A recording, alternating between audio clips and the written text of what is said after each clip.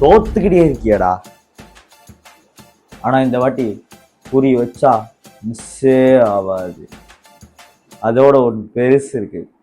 ரிச்சக்கண்ணா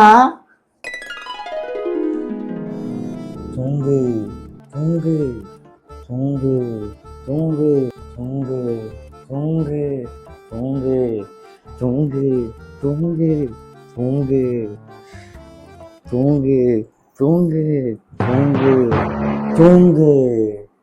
S, அவனை Bible படிக்க விடாம பண்ணிட்டேன். சாத்தானே நீ ஜெயிச்சிடா.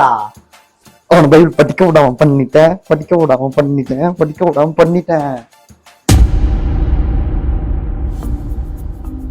என்ன பண்ணிட்டு இருக்க? இல்ல, நீ தூங்கிட்டு இருப்பன்னு நினைச்சேன். எங்க நான் தூங்கிட்டு இருந்தேன்னா? ஏண்டா டேய், கடவுளோட பிள்ளைங்க யாராச்சும் பைபிள் படிக்கும்போது தூங்குவாங்களா? அதுவும் நான் தூங்குவேன்னா? உட்காரு என் பக்கத்துல.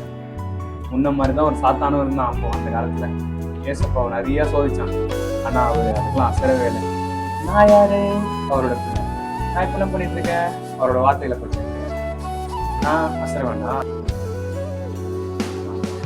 நீ என்ன சும்மா சும்மா அந்த பைபிள் படிச்சுங்கிற அப்படின்னா இருக்குது இதுல. இப்போ கேட்ட பாரு ஒரு கேள்வி. அவர் இந்த வசனங்கள் மூலமா எங்க கூட பேசுவாரு.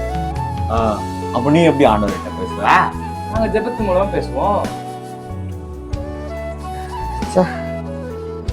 இவனை மாத்தவே முடியலையே. சரிப்பா ரிச்சட, உன்னை மாத்த ட்ரை பண்ணி நான் தான் டயர்ட் ஆயிட்டேன்.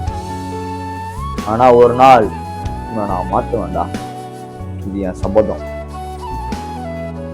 ட்ரை பண்ணு. என்னால ஒன்றும் பண்ண முடியாது. ஏன்னா என் ஆண்டவர் என் கூட இருக்கிறேன். அவரே சொல்லியிருக்காரு, நீ பயப்படாதே, நான் உன்னோட கூட இருக்கிறேன்.